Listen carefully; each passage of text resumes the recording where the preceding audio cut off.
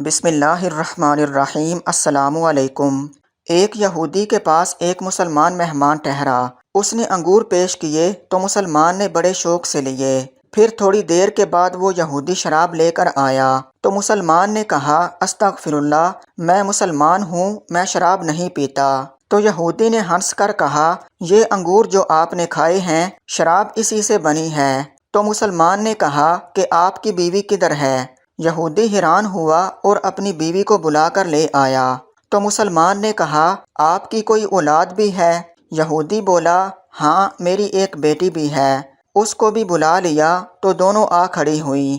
تو مسلمان نے کہا، تیری بیوی تیرے لیے حلال ہے اور یہ بیٹی جو اس سے پیدا ہوئی ہے یہ حلال نہیں ہے۔ یہودی یہ دیکھ کر بہت متاثر ہوا اور فوراً اسلام قبول کر لیا۔ جب حضرت نوح علیہ السلام نے اپنی قوم کو کشتی سے نیچے اتار لیا تو اس وقت اللہ تعالیٰ کا حکم ہوا کہ اے نوح، جتنے تخم اور جڑیں ہیں یہ سب زمین پر بو دیں۔ چنانچہ حضرت نوح علیہ السلام کو تمام قسم کی جڑیں اور تخم مل گئے لیکن انگور کی جڑ نہ ملی۔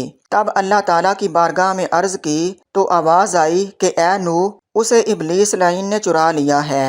جب حضرت نوح علیہ السلام نے شیطان سے کہا کہ تو نے انگور کی جڑ چرائی ہے، لا کر دو، تو شیطان نے انکار کر دیا۔ حضرت نوح علیہ السلام نے فرمایا کہ مجھے اللہ تعالیٰ نے خبر دی ہے کہ تو نے اس جڑ کو چرایا ہے۔ تب شیطان نے کچھ ہی دیر بعد انگور کی جڑ لا کر حضرت نوح علیہ السلام کے سامنے پیش کر دی اور ایک شرط رکھ دی کہ جب تم جڑ بو دو گے تو تم اس کی جڑ کو 1 بار پانی دو گے اور 3 بار میں پانی دوں گا۔ حضرت نوح علیہ السلام نے قبول کر لیا اور پھر انگور کو زمین میں بو دیا۔ چنانچہ حضرت نوح علیہ السلام نے 1 دفعہ پانی دیا اور شیطان نے 3 دفعہ۔ شیطان نے 3 دفعہ یعنی لومڑی، شیر اور سور کو مار کر ان تینوں جانوروں کا خون اس کی جڑ میں دیا۔ اس لیے جو شیرینی انگور میں ہے وہ حضرت نوح علیہ السلام کے پانی دینے کی وجہ سے ہے اور اس سے جو شراب بنتی ہے وہ ابلیس کے پانی دینے کی وجہ سے ہے۔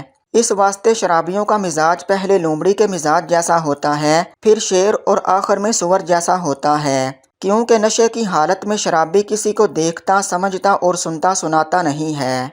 حضرت صلی اللہ علیہ وسلم نے ایک موقع پر فرمایا کہ شراب تمام برائیوں کی جڑ ہے۔